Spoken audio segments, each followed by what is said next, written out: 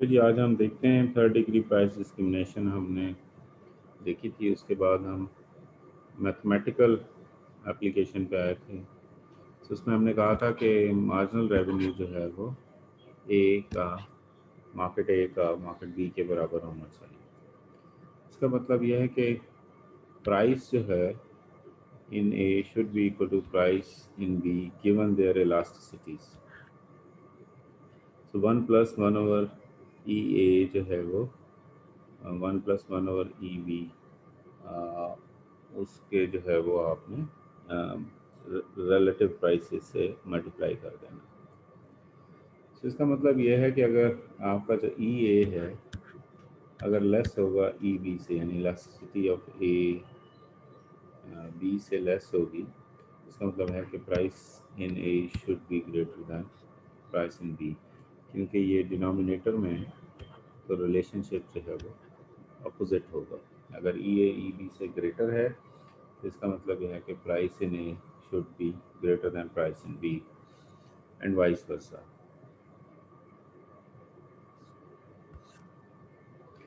Example of third degree price discrimination अगर हम देखें तो Big Soft sells software to students and commercial users. It prices the software at $100 for commercial users and $50 to users. ठीक, and जो students हैं उनके लिए वो हाफ प्राइस पे सॉफ्टवेयर अवेलेबल है।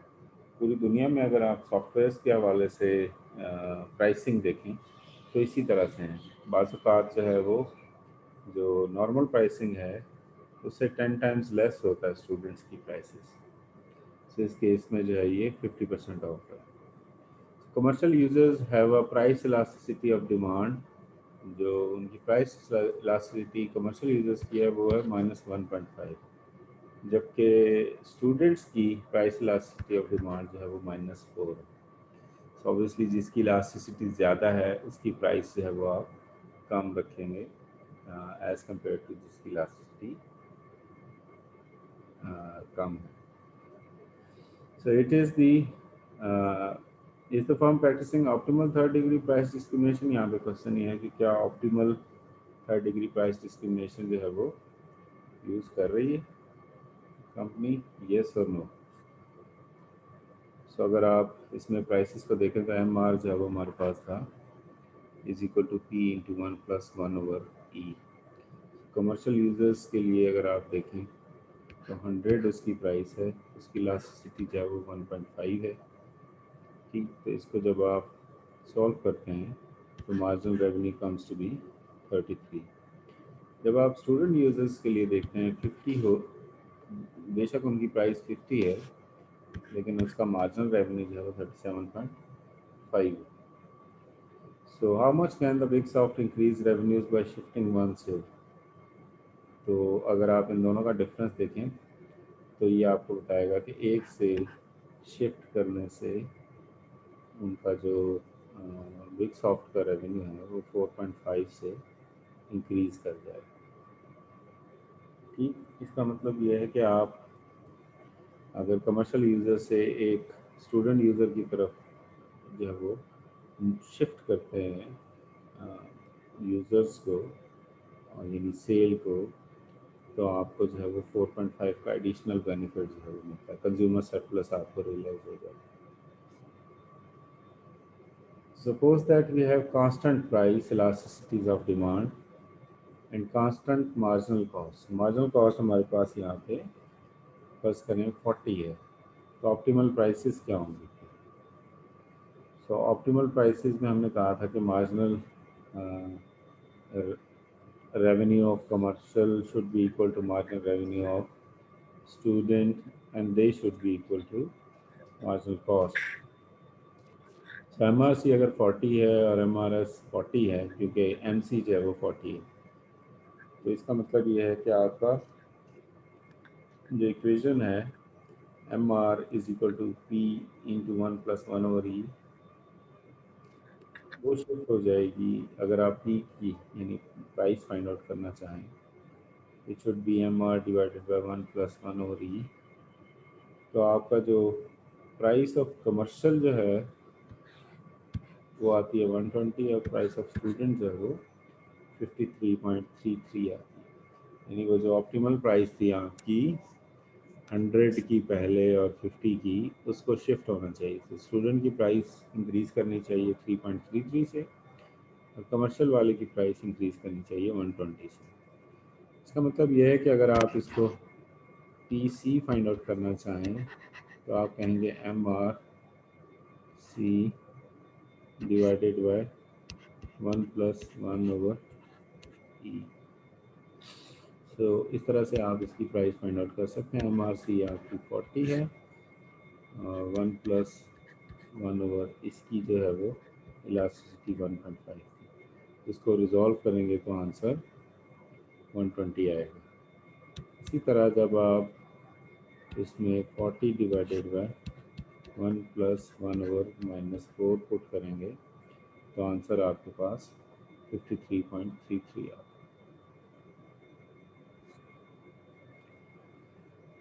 तो चैप्टर के स्टार्ट में हमने कहा था कि मल्टीपल प्रोडक्ट्स के केस में क्या होगा। So multiple products basically they are related in consumption. For example, for two products X and Y, produce and sell levels of output for which क्या requirement है कि marginal revenue of X becomes marginal cost of X, उसको equal कर दे, और marginal revenue of Y must be equal to marginal cost of Y. So MRX is a function not only of quantity of X but also of quantity of Y, as is MR of Y, यानी vice versa भी होगा। तो quantity of Y पे भी dependent करेगा और quantity of x पे भी। Conditions must be satisfied simultaneously, और ये जितनी जो दोनों कंडीशंस हैं वो साइमल्टेनियसली सेटिस्फाई होनी चाहिए। एग्जांपल अगर हम इसकी देखें तो Disney sells DVD and complementary toys. तो डीवीडीज तो सेल करता ही करता है, साथ में कॉम्प्लीमेंट्री टॉयज भी सेल करता है। तो ये मल्टीपल प्रोडक्ट्स का कॉन्सेप्ट आ गया। So Disney is considering lowering the price of its latest DVD from $20 to $15. So वो अपनी प्राइस को 20 से 15 पे लाना चाहता है।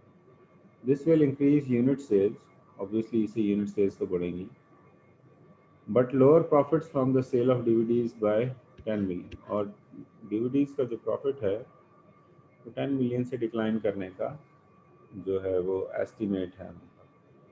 So increased sale of DVDs will produce more sales of action figures. So sales जो DVDs की sales हैं उनसे जो complementary toys हैं जिन्हें हम action figures कह रहे हैं, वो उनकी sales बहुत ज़्यादा increase कर सकते हैं। If the profit margin on an action figure is $5, और अगर ये profit margin $5 है, so how many more action figures must Disney sell to offset the decline of profit in DVDs? So कितने एक्स्ट्रा उसको cell करने चाहिए? तो basically 10 million का लॉस हो रहा है, और 5 मिलियन जो है वो $5 एडिशनल जो है वो प्रॉफिट कमा रहा है एक्शन फिगर्स को सेल करने से डिज्नी। तो इसका मतलब ये है कि 2 मिलियन टॉयज अगर वो बेचेगा तो वो प्रॉफिट ऑफसेट होगा। ठीक, तो इसको अगर हम इस कॉन्टेक्स्ट में भी देख सकते थे कि 20 - 15 जो हमारी सेल्स प्राइस का डिफरेंस है वो भी $5 का ही है। सो वो $5 का डिफरेंस की वजह से हमें 10 मिलियन का लॉस हो रहा है। सो 10 मिलियन डिवाइडेड बाय 5 से भी हमें वंस अगेन ये पता चलेगा कि 2 मिलियन आपको मज़ीद एक्शन फिगर सेल करने चाहिए।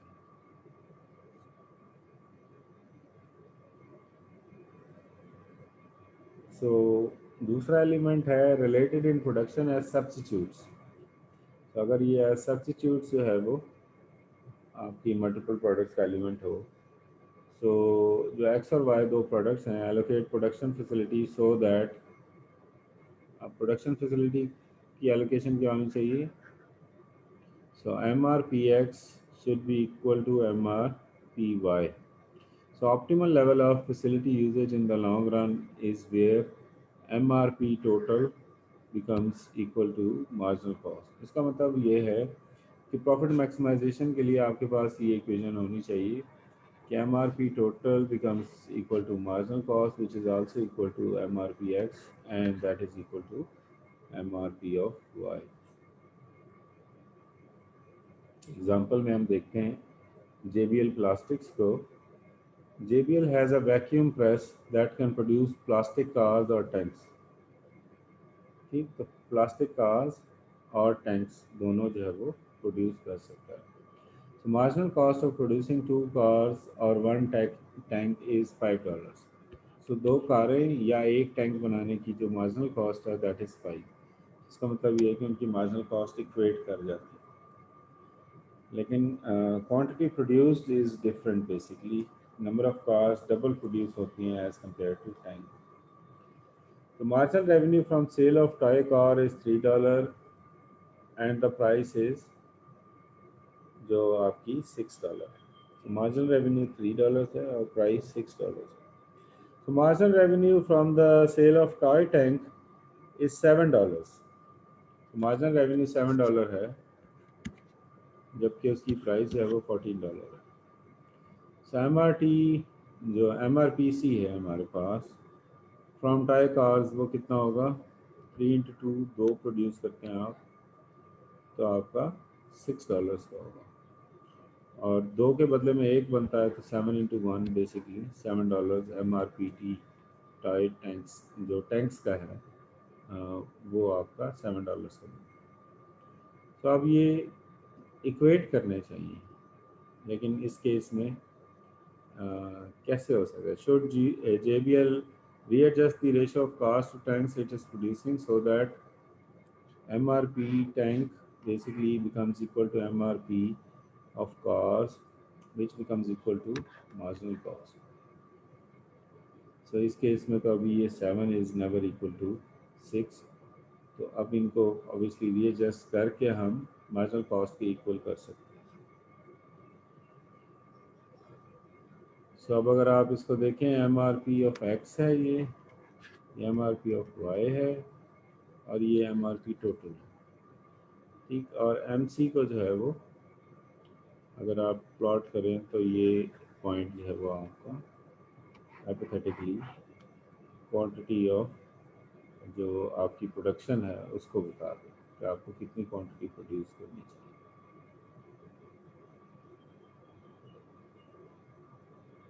तो बेसिकली ये आपकी MRPX और Y ऐड होके MRPT को जो है वो क्रिएट करती है.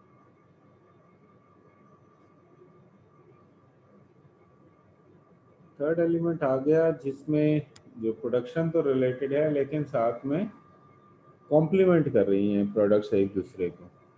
ठीक. So to maximise profits at joint marginal revenue equal to marginal cost. So joint marginal revenue जो है वो मार्जिनल कॉस्ट के इक्वल होना चाहिए. सो अब तक जितने भी आपने मल्टीपल प्रोडक्ट्स के सिनारियोज पढ़े हैं उसमें बेसिकली आपका जो मार्जिनल रेवेन्यू है वो मार्जिनल कॉस्ट के बराबर ही होना चाहिए. So if profit maximizing level of joint production exceeds output where MRJ kinks, units beyond zero MR are disposed of rather than sold. So अगर जो है वो प्रॉफिट मैक्सिमाइजिंग लेवल पे आपकी जो जॉइंट प्रोडक्शन जो है वो आउटपुट से बढ़ जाएगी ऑब्वियसली जहाँ पे MRJ यानी मार्जिनल रेवेन्यू जो जॉइंट है वो डिक्लाइन का शिकार होगा. Profit maximizing prices are found using demand functions for the two goods. So दोनों goods के जो demand functions हैं उनसे profit maximizing prices जो है वो establish की जाती है.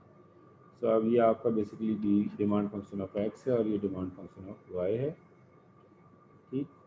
और अगर आप इसको देखें marginal cost कर्व आपकी ये जा रही है. अब आप MRJ को अगर आप गौर से देखें तो ये आपके दो पॉइंट्स जो है वो क्रिएट होते हैं. ये बेसिकली डिमांड फंक्शन को टच करा और वो आपके मार्जिनल कॉस्ट को. ठीक. तो आपकी जो प्राइस ऑफ X और प्राइस ऑफ Y दोनों उनके रिलेटिव डिमांड फंक्शन से इस्टेब्लिश हो गए.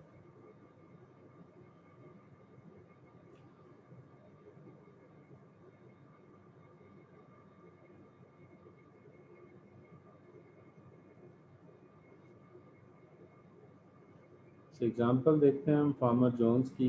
The marginal revenue from another cow brought to market includes marginal revenue of 300 from the sale of beef at a price of 500 and a price of 50 and marginal revenue 25 from the sale of height. ठीक, so obviously complement कर रही हैं जितनी भी products हैं। सो यहाँ पे जो एनिमल है, काव जो मार्केट में लाया गया है उसका मार्जिनल रेवेन्यू 300 है अगर उसका गोश्त बेचा जाए, ठीक, और उसकी कीमत क्या होगी 500, और प्राइस जो है वो 50 होगी और मार्जिनल रेवेन्यू 25 होगा अगर उसकी हाइट बेची जाए। So if the marginal cost of bringing another cow to market is 350, so अगर आप एक और काउ मार्केट में लाते हैं तो मार्जिनल कॉस्ट जो है वो आपकी 350 हो जाती है। क्या वो एक और काउ को जो है वो स्लॉटर करे या ना करे।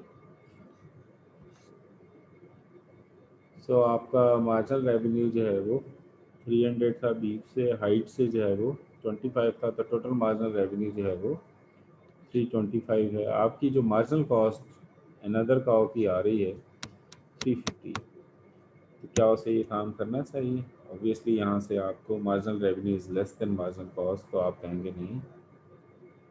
हाँ, अगर मार्जिनल रेवेन्यू इक्वल होता या ग्रेटर होता तो आप ऑब्वियसली उसको सपोर्ट करते। फिर कॉन्सेप्ट है बंडलिंग मल्टीपल प्रोडक्ट्स का।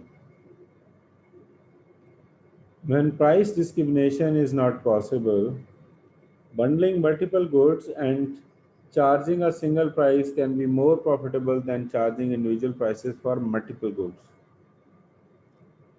तो जो बंडल ऑफर्स आती हैं हमारे पास वो बेसिकली उस वक्त आती हैं जब हम प्राइस डिस्क्रिमिनेशन के बेनिफिट्स एंजॉय नहीं कर पाते। सो दो कंडीशंस प्रॉफिटेबल बंडलिंग के लिए ज़रूरी हैं। Number one, consumers must have different demand prices for each good in the bundle. तो कंज्यूमर्स की जो डिमांड प्राइसेस हैं वो डिफरेंट होनी चाहिए जो बंडल्ड गुड्स हैं उनके लिए। So demand prices must be negatively correlated across consumer types, और उनकी कोरिलेशन नेगेटिव होनी चाहिए डिफरेंट कंज्यूमर टाइप्स में। ठीक, तो अगर वो नेगेटिवली कोरिलेटेड होंगी तो चांसेस हैं कि लोग उसको ज़्यादा बाय कर लेंगे।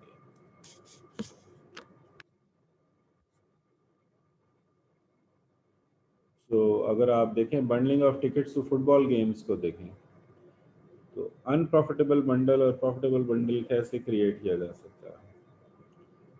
सो फैन वन के लिए अगर आप देखें तो रेगुलर सीज़न उसको टिकट मिल रही है 2000 की, और प्री सीज़न उसे मिलती है 500 की, और अगर आप बंडल कर देते हैं तो ये 2500 की। फैन टू के लिए आप कहते हैं कि अच्छा तुम रेगुलर सीज़न की 1400 की ले लो, प्री सीज़न की 100 की ले लो, और बंडल ऑफर जो है वो 1500 ले लो। सब अगर आप गौर से देखें तो आप बेसिकली दो चीज़ों को ऐड अप कर रहे हैं, कोई उसमें प्राइस वेरिएशन नहीं दे रहे। ठीक, तो प्रॉब्लमैटिक है। प्रॉफिट मैक्सिमाइजिंग प्राइस क्या होगी कि आप रेगुलर सीज़न की 400 की 1400 की कर दें और प्री सीज़न की 500 की कर लें, यानी आप इसका लोएस्ट ले लें और जो प्री सीज़न का जो है वो की केस में आप हाईएस्ट ले लें। ठीक, और इन दोनों को ऐड करके आप कहते हैं थोड़ा सा डिस्काउंट भी आप मज़ीद देते हैं और कहते हैं कि बंडल ऑफर है 1500 की ले लो। तो अब आपने 1500 ही रख के बेसिकली फैन टू को तो अट्रैक्ट कर लिया है, वो मैक्सिमम हो जाएंगे। फैन वन जो 2500 में बंडल ख़रीद सकता था, आपने उसको तकरीबन 1000 का डिस्काउंट दे दिया, और इससे आपको अच्छा खासा जो है ऑब्वियसली लॉस होने के चांसेस हैं, यानी आपके प्रॉफिट जो है वो डिक्लाइन कर जाएंगे।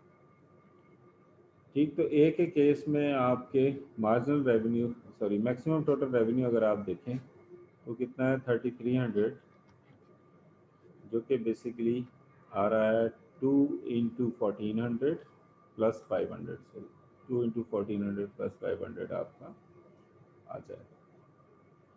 सो अगर आप मैक्सिमम रेवेन्यू टू के लिए देखेंगे तो वो आएगा 4000, जो कि है 2 इंटू 2000।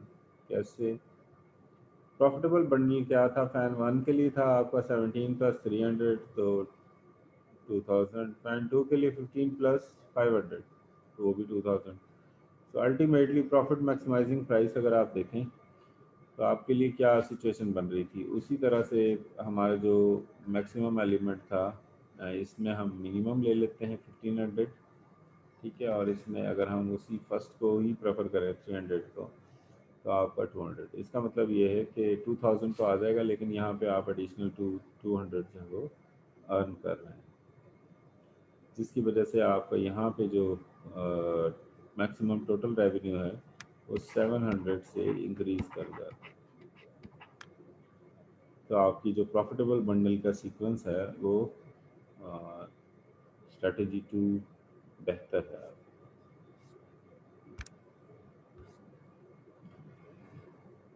तीसरा एलिमेंट हमने चैप्टर के स्टार्ट में डिस्कस किया था कि प्राइसिंग स्ट्रेटजी में एक है cost plus pricing. So common technique for pricing when firms don't wish to estimate demand and cost conditions to apply the MR is equal to MC rule for the profit maximization। तो ये common technique है जिसमें हम M R M C calculate करने की कोशिश नहीं करते, और हम कॉन्स्टेंटली जो है वो डिमांड को एस्टिमेट करने की भी कोशिश नहीं करते। इसमें बेसिकली हमारी एजम्पशन ये होती है कि अच्छा हम पर यूनिट कॉस्ट डिफाइन कर लेते हैं।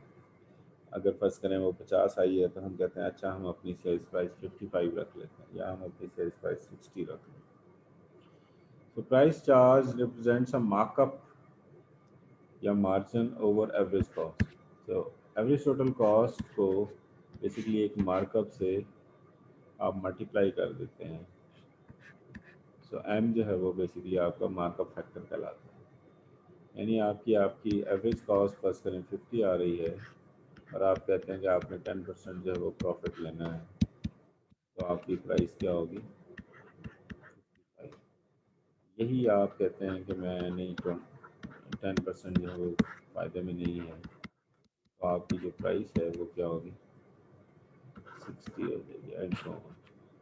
आपको डिफाइड यहाँ पे डिफाइन ये करना है कि आपने प्रॉफिट मार्जिन अपना कितना रखना है।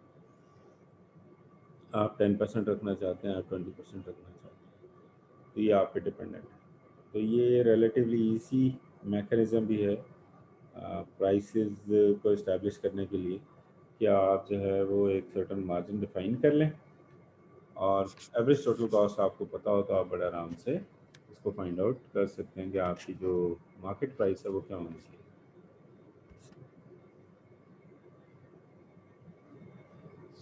लाजमी नहीं है इसमें कि जो है वो आपकी प्रॉफिट मैक्सिमाइजिंग प्राइस जो है वो प्रोड्यूस हो। इसमें जनरली जो है वो प्रॉफिट मैक्सिमाइजिंग प्राइस आपको नहीं मिलती। It fails to incorporate information on demand and margin revenue. बहुत सारी इंफॉर्मेशन को हम ओवरलुक कर रहे होते हैं, जिसकी वजह से हमें फ्यूचर डिमांड का अंदाज़ा नहीं होता, और उसकी वजह से जो है वो बहुत सारी कंपनीज बेसिकली फेल भी हो जाती है मार्केट। इसमें बेसिकली आप एवरेज जो है वो कॉस्ट यूज़ करते हैं, मार्जिनल कॉस्ट आप यूज़ नहीं करते कि हर एडिशनल यूनिट प्रोड्यूस करने पे आपको एडिशनल कॉस्ट कितनी पड़ रही है, तो आप सीधा सीधा एवरेज ले लें।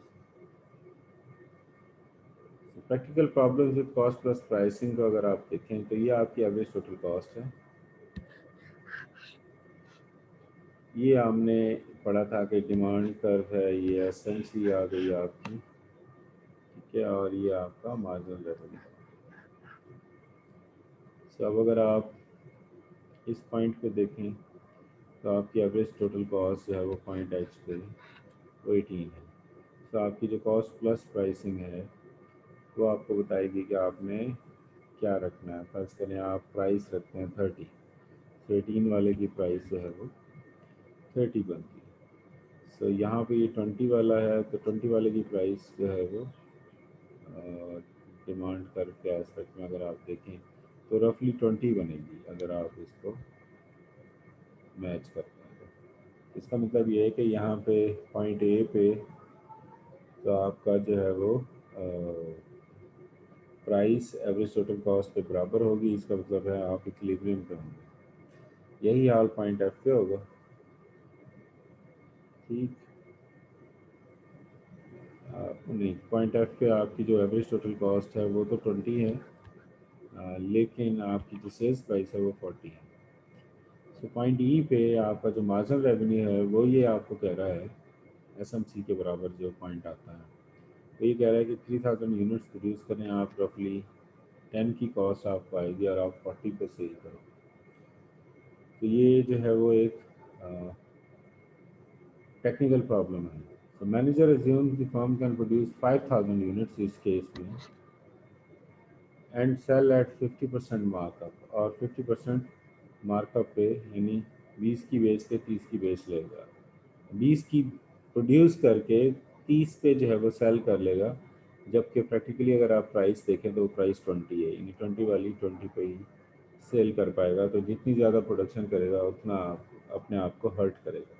तो यहाँ पे कॉस्ट प्लस प्राइसिंग जो है वो फ्लॉप हो जाएगी आप। सो एक और ऑप्टिमल जो वो प्राइस कंडीशन के लिए इंडेक्स है हमारे पास, जिसका हम कहते हैं लर्नर इंडेक्स। सो ऑप्टिमल मार्कअप अगर आप मार्जिनल कॉस्ट के ऊपर प्रेफर करें प्राइस के एस्पेक्ट में, तो लर्नर इंडेक्स है वो आपका P minus marginal cost divided by P से कैलकुलेट होगा। यहाँ पे अजम्पशन है marginal revenue becomes equal to marginal cost. इसका मतलब है मार्जिनल रेवेन्यू की इक्वेशन थी हमारे पास P into 1 plus 1 over E which becomes equal to marginal cost. So आप इसको रिजॉल्व करें तो P minus M C divided by P becomes equal to 1 over absolute elasticity. So elasticity, inverse elasticity जो है वो आपकी कैलकुलेट हो जाएगी।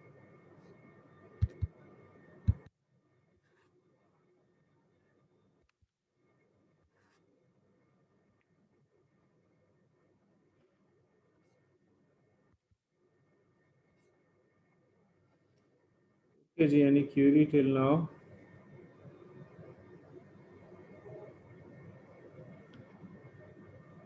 Yes sir, bundling multiple product एक बार थोड़ा सा दोबारा बता दें।